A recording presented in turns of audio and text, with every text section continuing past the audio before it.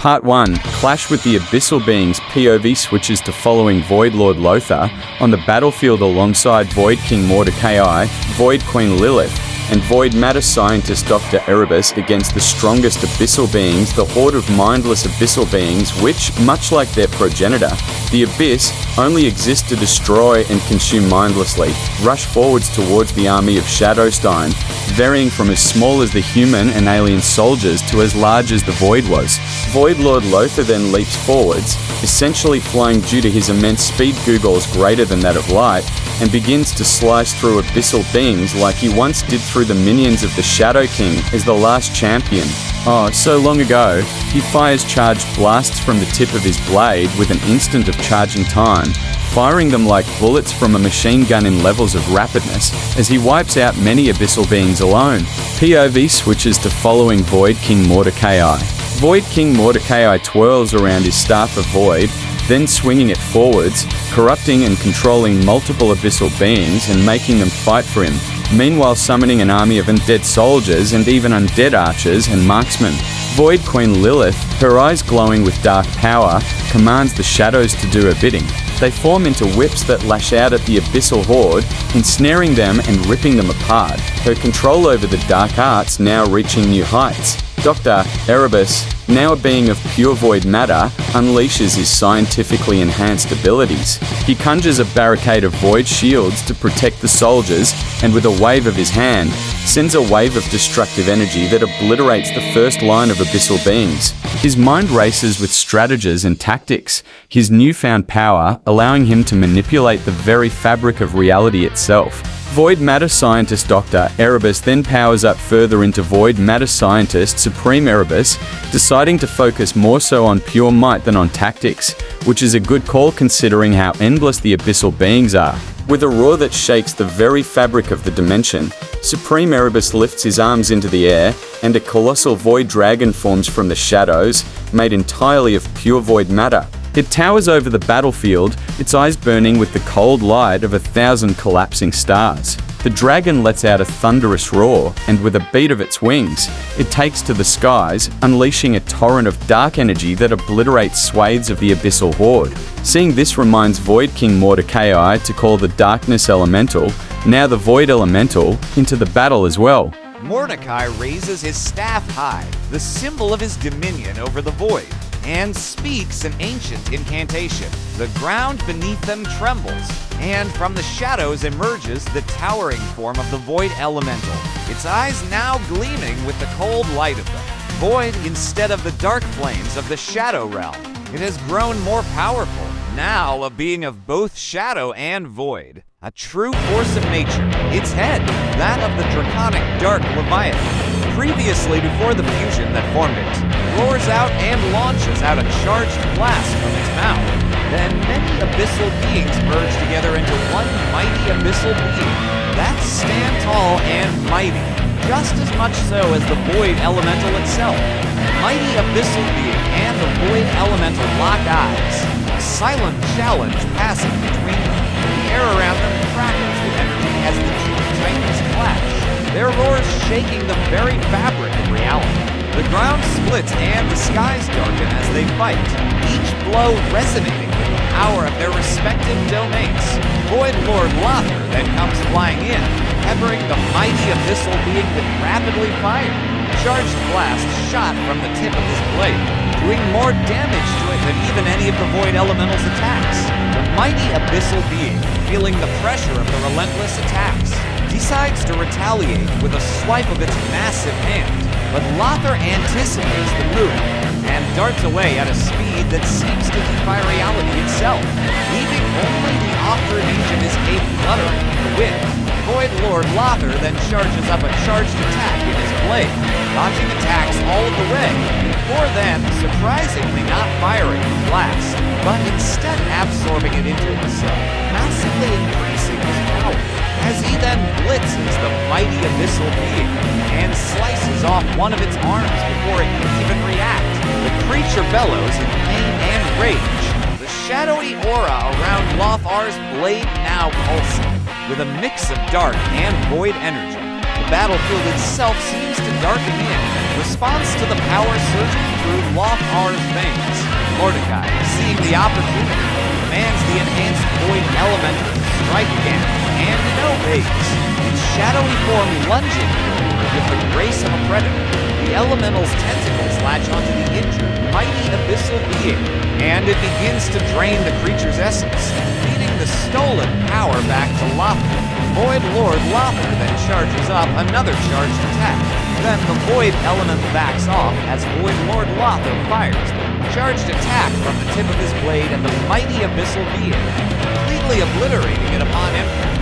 The explosion of dark and void energy cells shot webs through the battlefield, knocking back both friends and foes alike. When the dust settles, the mighty abyssal being is no more, and Lothar stands there, blades smoking, a grim smile on his face.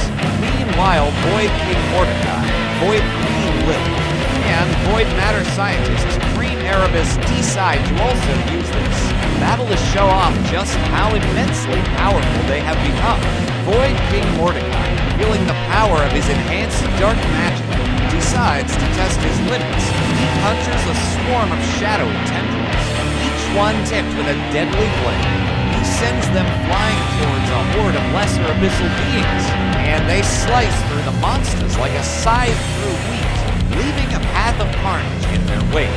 The beings scream in agony, their cries a symphony of fear and despair that fills the air. Void Queen Lilith, on the other hand, chooses to showcase her newfound power in a more dramatic fashion. She raises her staff high, and a pillar of pure black energy erupts from the ground beneath her. The pillar grows taller, stretching into the sky, and then splits into 100 smaller beams that streak towards the abyssal forces. Each beam finds its mark, obliterating the creatures it touches with a flash of dark light. The ground trembles with the force of her magic, and the air reeks of ozone. Supreme Erebus, not to be outdone, calls forth a tempest of void and shadow.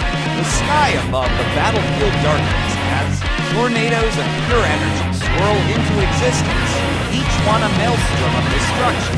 They twist and turn, ripping through the abyssal ranks and leaving nothing but ash in their path.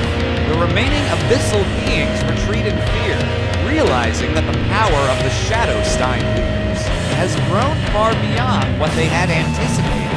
The Void Elemental, also not wanting to be left out, decides to show off as well. The Elemental, now brimming with the essence of the slain mighty abyssal being, grows to an even more terrifying size.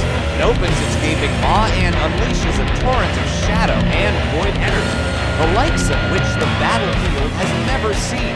The dark river of power sweeps across the ground, swallowing everything in its path. Abyssal beings are erased from existence, leaving nothing but a trail of oblivion. The sheer might of the elemental's attack causes the very fabric of reality to tremble, and the Shadowstein forces feel a surge of hope and awe at their side's power. Meanwhile, undead Butler God Emperor Aldrich doesn't want to just be useless. Despite literally being a puppet, and only having been resurrected to serve the Darkest Ones, so he also shows off at least as much as he can, considering most of the things on the battlefield could destroy him in an instant. Aldrich, driven by a newfound sense of purpose, despite his lack of free will, uses his newfound necromantic abilities to call forth a horde of undead soldiers. With a wave of his hand, skeletal warriors rise from the ground, armed with ancient weapons and shields that gleam with the light of forgotten battles. They march towards the retreating abyssal forces, blocking their escape and adding to the chaos and carnage of the battlefield. And, of course, this all happened within an instant, as God Emperor of the Void Alpha had rushed forwards and slain and absorbed the Abyss into himself, becoming God Emperor of the Abyss Alpha, which also caused Void Lord Lothar, Void King Mordecai, Void Queen Lilith, Void Matter Scientist drive Supreme Erebus, and the Void Elemental to ascend even further into Abyssal Lord Lothar, Abyssal King Mordecai, Abyssal Queen Lilith, Abyssal Matter Scientist drive Supreme Erebus, and the Abyssal Elemental respectively, increasing all of their power infinity-fold. before God Emperor of the Abyss Alpha then mysteriously passes out. The Shadow Stein leaders, now imbued with the power of the Abyss, look around at the carnage they have wrought. The once formidable abyssal forces are now scattered and retreating, their dark essence fading into the void. The battlefield is a grim tableau of destruction, with the remnants of the abyssal beings dissolving into shadow and mist. Then they all suddenly ascend in power yet again due to an unknown force. Grand Author Jamie's Moi. Abyssal Lord Lothar becomes Grand Lord Lothar. Abyssal King Mordecai becomes Grand King Mordecai. Abyssal Queen Lilith becomes Grand Queen Lilith. Abyssal Matter Scientist Drive. Supreme Erebus becomes Grand Scientist Drive. Supreme Erebus. And the Abyssal Elemental becomes the Grand Elemental, as then God Emperor of the Abyss Alpha awakens, now as Grand Emperor Alpha. His power truly beyond comprehension, beyond existence even.